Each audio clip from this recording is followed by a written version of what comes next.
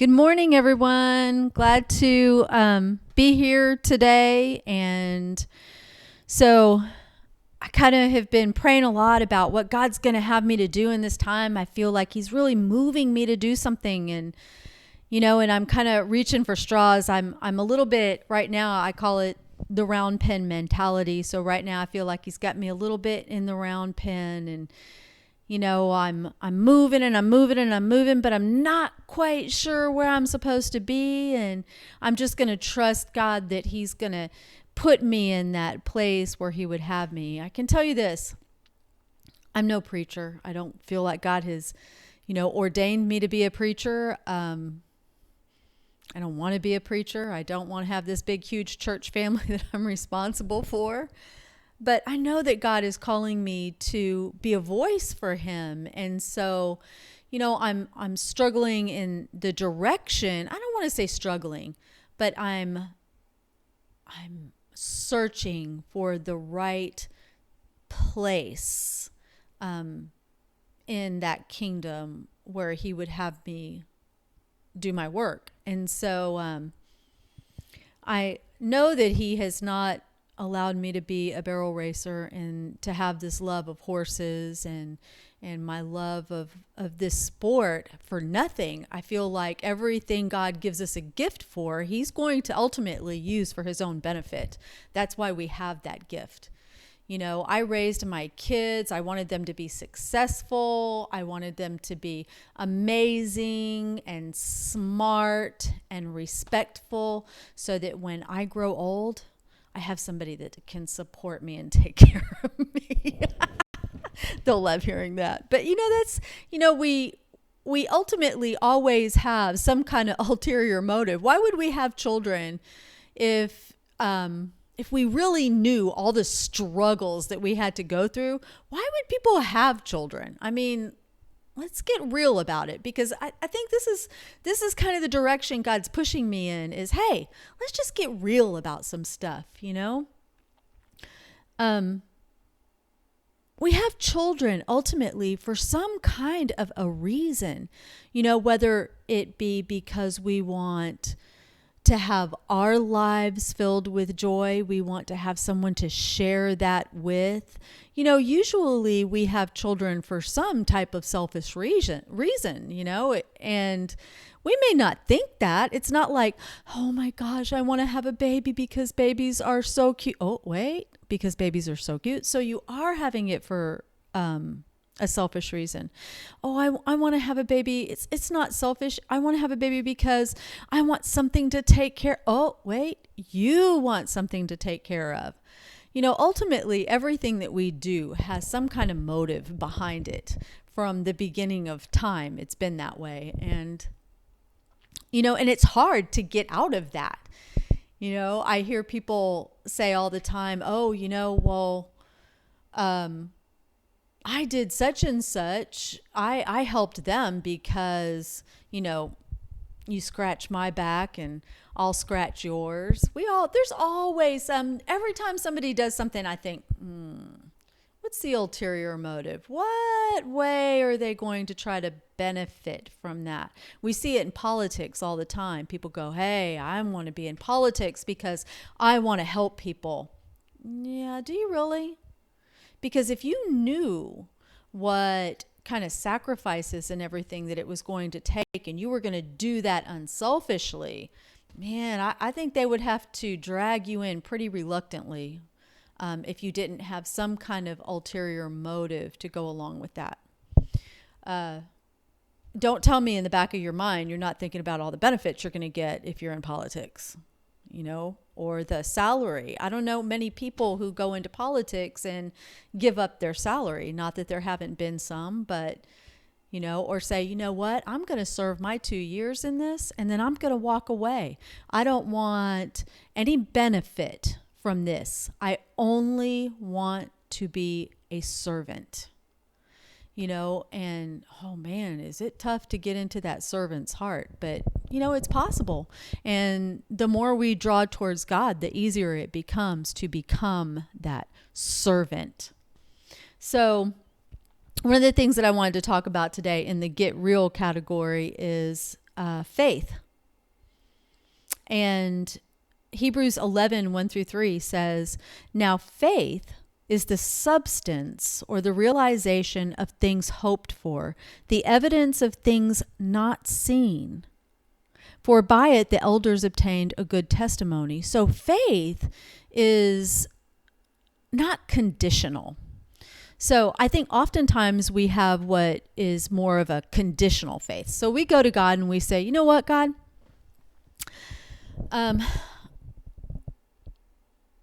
I really want to serve you, and I really want to be used for you.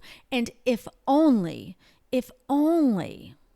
I could, get that new car that I need, then I would get a job and I would go to work and I would take 10% of all the money that I earn and I would give it to you. Or maybe God, okay, if you're a barrel racer, I want you to tell me you have not prayed this prayer. God, if you let me win today, I promise I'm going to give half of my money to X. How many times have you prayed that prayer?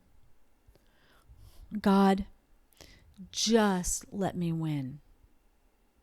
Well, why would God want to let you win? I mean, why would God want to make a deal with you? Realistically, I mean, why would he want to make a deal? Does he need to make a deal with you for his will to be done, for his kingdom to come? Is it like just kind of weighing on the balance of whether or not he gives you that win you want, or he gives you that new car or that new horse that you need? Yeah, I'm probably guessing that God doesn't really need to make any deals with you, because after all, he is like, God. But we do think that. We think, oh my gosh, think of the deal. I don't know about y'all, and I'm giving myself away here, but how many nights have you been wrapped around the toilet bowl going, God, if you just let me live. Oh, please, God, just let me live through this. Don't let me die tonight. And I swear, God, I will never drink again. God. Blah, blah. Yep. Do you ever drink after that? God says, okay, I'm going to get you through this. But, our words can become a little bit empty. The funny part about it is God knows that we're going to do that. Like, he knows we're going to break our deals with him. I've made a few promises to my husband, in the past, like, honey, if you will just go with me to get this horse, I will promise I will blank. And we all know what those blanks are. I mean, we can fill those blanks in. I know how many of you married ladies out there make plenty of deals that you don't back up. Okay. I've made a lot of deals with my husband that I don't back up. And he's forgiving, and God is forgiving too. And he forgives us when we do that. But at some point we have to get to a different level in our relationship with the Lord where, we stop being deal breakers, where we don't so much prove to God that we are going to follow through with our plans, but we need to prove it to ourselves that we are going to get into a place where we follow through with the promises that we make to God. Because that's maturing. That's what it's about, to be mature in the faith, to be just a grown up. We can't be children forever. At some point we have to grow up. We have to grow up in our relationship with other people, and we have to grow up in our relationship with the Lord. And that's what he's waiting. He's waiting for us to get to that point where when God tells us to do something, we do it. I remember many, many, many years ago, I had this jacket, and it was like this sweater jacket, and I absolutely loved this jacket. and it was a gift to me, and it was an expensive jacket. And I loved wearing it. It made me feel good to be able to go out in my expensive little jacket and everybody look and go, oh, wow, look at that jacket. Like it made a difference that I was wearing an expensive jacket. Believe me, it did not make any difference on who I was on the inside. I just looked better on the outside. But I had gone into the Kroger store and it was pretty chilly out, and I was walking into the store and there was a lady standing there, and she was wearing shorts and a short sleeve shirt, and she was clearly cold and talking on the telephone. And when I tell you many years ago, this has probably been 20 years ago, maybe more than that, maybe 25 years ago. And I remember thinking to myself, just this little fleeting thought in my mind, you need to give her your coat. And I was like, the heck, where did that come from? Give her my coat. Well, I would give her my coat if it wasn't this particular coat. Like if I was wearing my other coat, like my Carhartt or something, I'd probably give it to her. But yeah, I don't know where that came from, but I know one thing I do know is God could not possibly mean for me to give her this particular coat, And so I go into the store, I just keep walking, and it's, I got this little tickle in my brain that's saying, you should probably give her that coat. And then, the guy on this side is going, are you kidding? That's your coat. That's an expensive coat. And, if it was a different coat, you could probably do it. But, I wouldn't give her this coat because this is like your favorite coat. And, somebody gave it to you anyway. You really are not entitled to give it to anybody else because it was a gift. And so, man, I justified it. I justified it in my mind about why I couldn't give that lady my coat. And I walk out of the store and she's still there. She's standing outside, and I get in the car and get all my groceries loaded up, and I cannot get this woman off my mind. I'm driving down the street and I'm like, my God, okay, God, I hear you. I'm going back and I'm going to give her the coat. That's all there is to it. I'm giving it to her. Okay. And so I turn around and I drive back to Kroger, and I stop in the parking lot, and I get out and I go to where she was, and she's gone. And I look around all over. I go through the store. I walk around all outside. I'm all in the parking lot. And that woman is gone. Like vamonos. I have no idea where she went. And man, it makes me feel a little teary-eyed even, because I think about how God was just whispering to me, and I completely and totally ignored what he had said to me. And I justified it. I mean, I even justified it.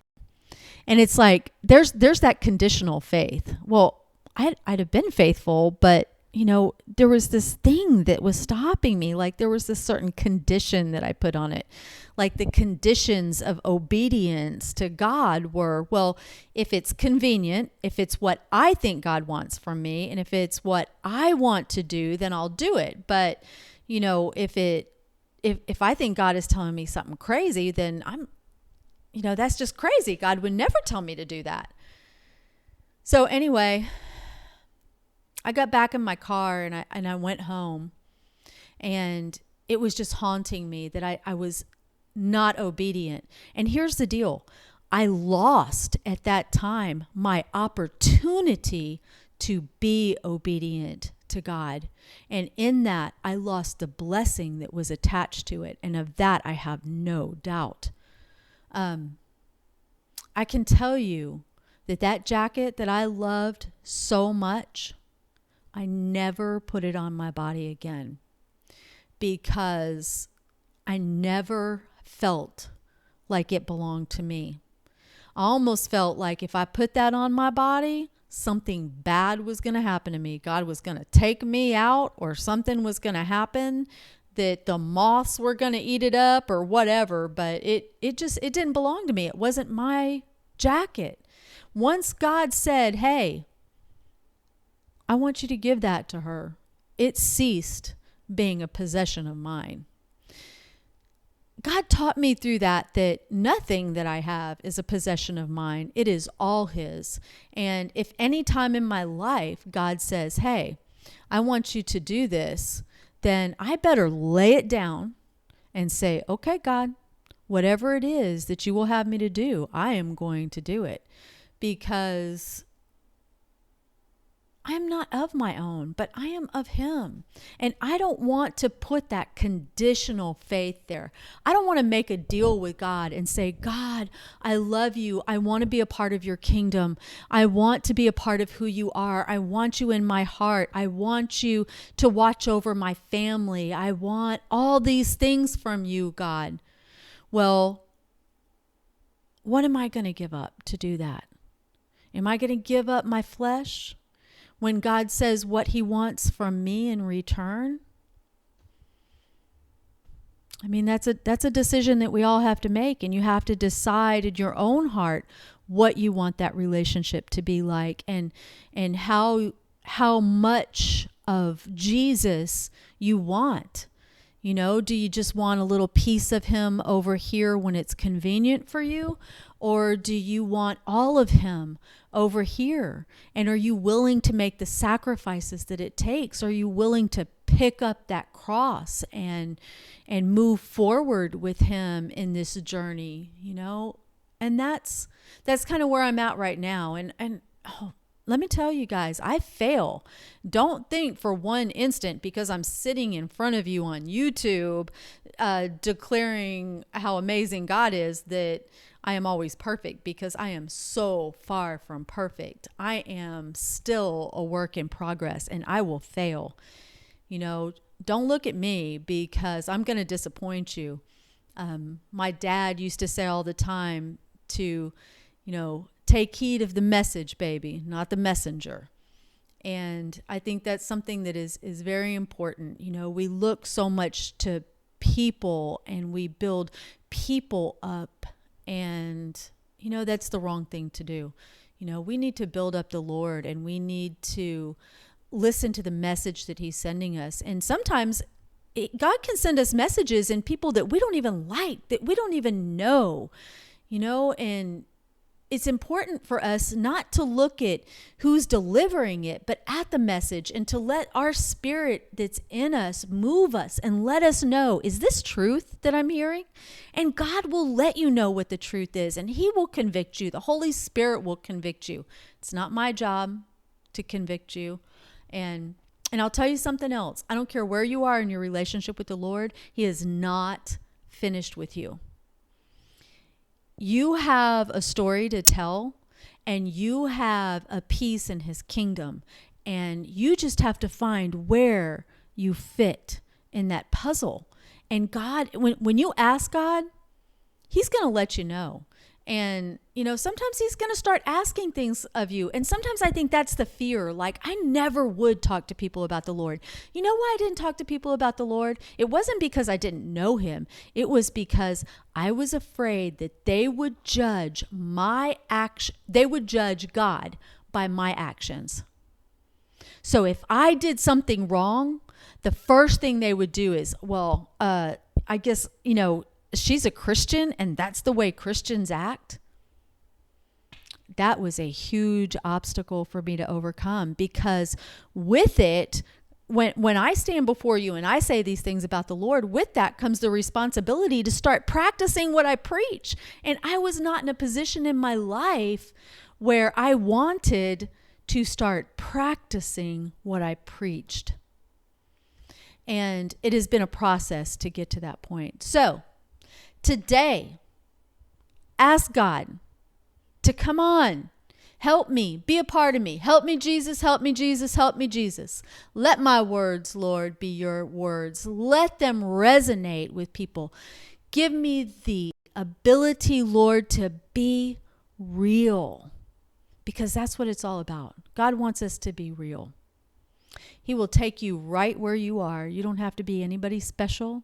You don't have to be in a certain place in your life for God to start using you. He can use you right where you are. Let him use you today. Go be blessed and go be somebody's blessing. Have an amazing, great week, and we'll see you soon.